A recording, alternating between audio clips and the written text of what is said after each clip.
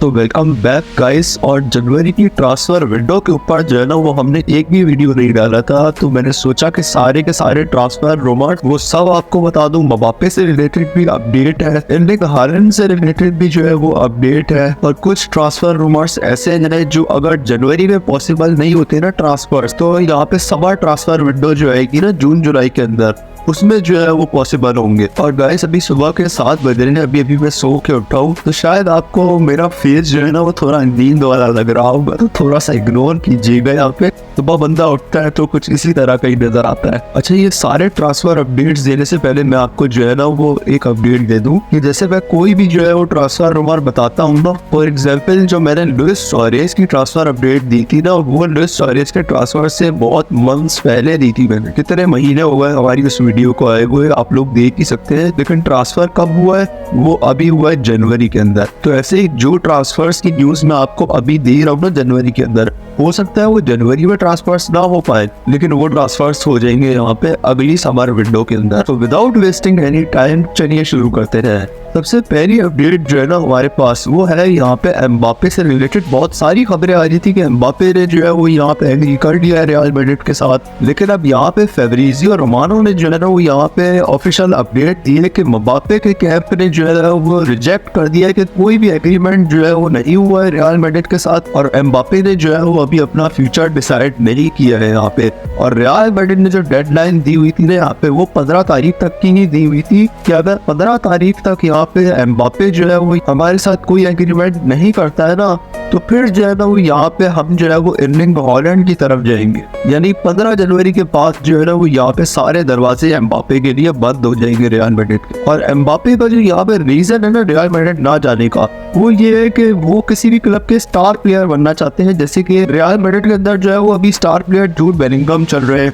फिर वहाँ पे विनीसियस जूनियर भी मौजूद है, और एम्बापे जो है ना यहाँ पे वो फॉरवर्ड जो है वो खेलना पसंद नहीं करते कि विनीसियस जूनियर लेफ्ट में खेले और एम्बापे जो है वो फॉरवर्ड खेले। उसकी वजह ये है कि एम्बापे जो है ना वो ज्यादा अच्छा परफॉर्म कर पाते हैं विंग के ऊपर, क्योंकि वो एक स्पीडी प्लेयर है। स्ट्राइकर के लिए डिफरेंट स्किल्स चाहिए होते हैं, उसके लिए बॉडी कंट्रोल बहुत ज्यादा अच्छा होना चाहिए, आपका बैलेंस बहुत अच्छा होना चाहिए, हेडर्स बहुत अच्छे होने चाहिए, जंप बहुत अच्छी होनी चाहिए। लेकिन एम्बापे जो है वो यहाँ पे लेफ्ट साइड पे ही जो है वो शुरू से खेलते हुए आ रहे हैं, जब से वो एएस मोनाको में थे ना, जब से ही वो यहाँ पे लेफ्ट साइड पे खेलते हुए आ रहे हैं। तो इसलिए एम्बापे और विनीसियस दोनों जो है वो लेफ्ट विंग पे तो खेल नहीं सकते। ऑब्वियसली यहाँ पे जो है ना रियल मैड्रिड का यही प्लान होगा कि विनीसियस जूनियर को हम लेफ्ट विंग पे डालेंगे और एम्बापे को स्ट्राइकर खिलाएंगे, तो वो अपने फुल पोटेंशियल पे जो है वो लेफ्ट विंग से ही खेल पाएंगे। तो शायद ये भी एक वजह है कि यहाँ पे एम्बापे जो है वो रियल मैड्रिड नहीं जाना चाह रहे। और एर्लिंग हालैंड से रिलेटेड भी जो है ना वो बहुत सारी न्यूज यहाँ पे आई है 1-2 दिनों के अंदर कि एर्लिंग हालैंड जो है वो यहाँ पे रियल मैड्रिड जा सकते हैं। तो अब ये कुछ पलटता हुआ नजर आ रहा है। यहाँ पे एम्बापे जो है वो हो सकता है लिवरपूल चले जाए, क्योंकि रियल मैड्रिड के बाद लिवरपूल ही वो सेकंड क्लब है जो यहाँ पे एम्बापे को लेने के लिए जो है ना वो इंटरेस्टेड है। एम्बापे 2024 के अंदर फ्री एजेंट बन जाएंगे, तो यहाँ पे हो सकता है वो लिवरपूल के लिए साइन कर दे, और एर्लिंग हालैंड जो है वो हो सकता है यहाँ पे रियल मैड्रिड चले जाए। तो ये तो हो गई हमारे दोनों फ्यूचर स्टार्स एम्बापे और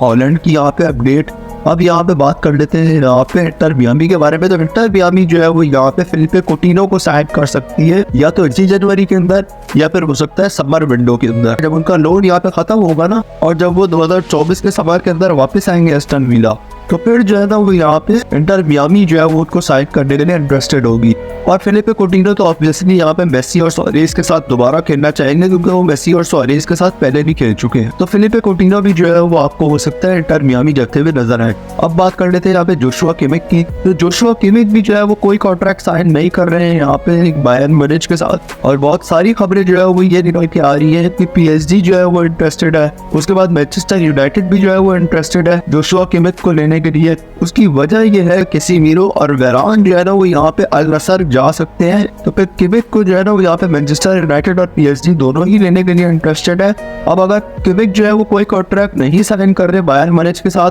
तो अब ये किमिक पे डिपेंड करेगा कि वो जो है ना वो किधर जाते हैं। अगर वो फ्री एजेंट बन के जाएंगे तो फिर तो उनके हाथों में होगा कि वो मैनचेस्टर यूनाइटेड जाना चाहते हैं या फिर पीएसजी जाना चाहते हैं। और कैसेमीरो और वेरान का तो यहाँ पे मैंने आपको अल नसर का बता नहीं दिया। वेरान का जो है ना वो यहाँ पे बायर्न म्यूनिच भी जो है वो जा सकते हैं। उसकी वजह यह है कि बायरन म्यूनिच भी जो है वो एक सेक्टर बैक ढूंढ रही है अगली समर विंडो के अंदर, और जदून सांचो जो है वो लोन पे जो है वो बोरुसिया डॉर्टमुंड वापस चले गए हैं। और इस लोन डील के अंदर जो है ना यहाँ पे कोई भी जो है वो ऑप्शन टू बाय जो है वो नहीं है, यानी वो जो है वो अपना लोन सीजन कंप्लीट करके वापस मैनचेस्टर यूनाइटेड में ही आएंगे। और अगर वो यहाँ पे बोरुसिया डॉर्टमुंड में जाने के बाद भी जो है वो परफॉर्म नहीं कर पाते हैं तो फिर तो इट माइट बी पॉसिबल कि मैनचेस्टर यूनाइटेड उनको सेल कर ही दे। वार्नर जो है वो यहाँ पे टॉटनहम में चले गए हैं क्योंकि वो यहाँ पे लिप्जिग के अंदर काफी अच्छा खेल रहे थे जब वो यहाँ पे दोबारा गए थे चेल्सी से लिप्जिग में, तो अब यहाँ पे टॉटनहम में वो गए हैं। और जो है वो अब देखना ये है कि अपने सेकंड प्रीमियर लीग क्लब को ज्वाइन करने के बाद जो है क्या वार्नर परफॉर्म कर पाएंगे या नहीं, क्योंकि वो हमें दोनों बार जो है वो आरबी लिप्जिग में ही परफॉर्म करते हुए नजर आए हैं। एक सीजन में उन्होंने 28 गोल्स मार दिए थे बुंडेसलीगा के अंदर, इसी वजह से चेल्सी ने जो है वो उनको साइन किया था, मगर वो चेल्सी में उस तरीके की परफॉर्मेंस नहीं दे पाए थे तो यहाँ पे दोबारा वापस चले गए थे यहाँ पे लिप्जिग के अंदर। अब लिप्जिग में वो दोबारा परफॉर्म कर रहे हैं तो उन्हें टॉटनहम ने साइन किया है। और अब जो है ना अगर वो यहाँ पे टॉटनहम में भी परफॉर्म नहीं कर पाए तो फिर तो ये कह सकते हैं कि वार्नर जो है वो बड़े लीग्स खेलने के लिए बने ही नहीं है। अब बात कर लेते हैं यहाँ पे एंथोनी मार्शियल की, तो एंथोनी मार्शियल का भी जो है वो कॉन्ट्रैक्ट खत्म होने वाला है मैनचेस्टर यूनाइटेड के अंदर, और मैनचेस्टर यूनाइटेड जो है वो मार्शियल को कॉन्ट्रैक्ट देने के लिए इंटरेस्टेड नहीं है, जैसे उन्होंने डेविड डे गया को भी नहीं दिया था। और डेविड डे गया आज जो है वो फ्री एजेंट बन के घूम रहे हैं, वैसे ही जो है वो मार्शियल भी जो है वो हो सकता है फ्री एजेंट हो जाए और फिर जो है वो या तो वो किसी क्लब के साथ कॉन्ट्रैक्ट साइन कर लेंगे या फिर फ्री एजेंट हो जाएंगे। पीएसजी जो है वो ब्रूनो गुइमार्स को लेने के लिए काफी ज्यादा इंटरेस्टेड है, बहुत ही ज्यादा अपडेट्स आ रही है उनको लेकर, क्योंकि पीएसजी की मिडफील्ड जो है वो कुछ खास नहीं है यहाँ पे, और ब्रूनो गुइमार्स जो है वो एक बहुत ही जबरदस्त ऑप्शन है। तो यहाँ पे हो सकता है कि ब्रूनो गुइमार्स आपको जो है ना वो पीएसजी में जाते हुए नजर आए। इवान टोनी के बारे में बात हो जाए, जिन्होंने यहाँ पे लास्ट सीजन के अंदर 20 गोल्स स्कोर किए थे यहाँ पे प्रीमियर लीग के अंदर ब्रेंटफोर्ड की तरफ से,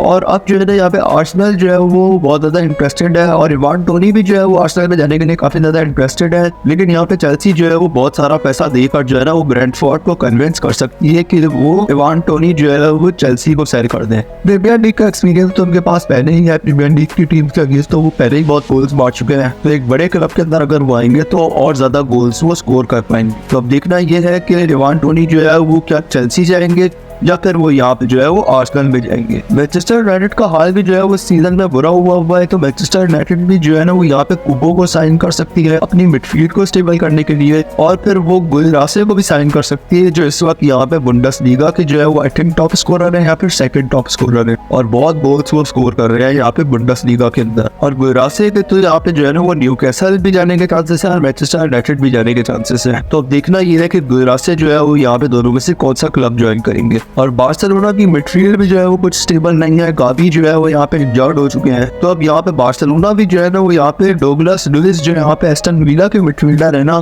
उन्हें लेने के लिए काफी ज्यादा इंटरेस्टेड है, ताकि वो एक अच्छा मिडफील्डर जो है वो गावी की जगह रिप्लेस कर पाए। और पीएसजी जो है वो यहाँ पे मैनचेस्टर सिटी के मिडफील्डर कैल्विन फिलिप्स को यहाँ पे लेने के लिए काफी ज्यादा इंटरेस्टेड है। अब ये डिपेंड करेगा कैल्विन फिलिप्स के ऊपर कि क्या वो मैनचेस्टर सिटी को छोड़ के जाना चाहेंगे या नहीं, क्योंकि मैनचेस्टर सिटी के अंदर तो जो है ना वो सिर्फ जो है वो एक बेंच वार्मर बने हुए हैं, एक सब्स्टिट्यूट प्लेयर के तौर पे खेल रहे हैं, उनको फर्स्ट टीम रोल अभी नहीं दिया गया है। लेकिन यहाँ पे हो सकता है पीएसजी के अंदर जो है ना वो यहाँ पे उन्हें फर्स्ट टीम रोल दे दिया जाए, क्योंकि पीएसजी के तो मिडफील्ड के बहुत ही मसले मसाइल हैं। ग्रीनवुड जो है वो यहाँ पे बार्सिलोना में जा सकते हैं, और बार्सिलोना जो है ना वो उनको मेसी का आइकॉनिक नंबर 10 भी देने को तैयार है, क्योंकि वो यहाँ पे जो है ना गिटाफे के अंदर बहुत ही ज्यादा अच्छा खेल रहे हैं, और वो पहले यहाँ पे मैनचेस्टर यूनाइटेड में भी इसी तरह की परफॉर्मेंस देते थे। तो यहाँ पे ग्रीनवुड अगर बार्सिलोना में जाएगा तो बार्सिलोना जो है ना वो एक परफेक्ट अटैकिंग टीम बन जाएगी। राइट पे जो है वो यहाँ पे ग्रीनवुड होंगे, लेफ्ट पे यहाँ पे जाओ फिलिक्स होंगे, सेंटर पे लेवेंडोस्की होंगे, क्योंकि अभी जो है ना राइट विंग का कोई भी प्लेयर जो है वो उतना अच्छा परफॉर्म नहीं कर रहा है बार्सिलोना का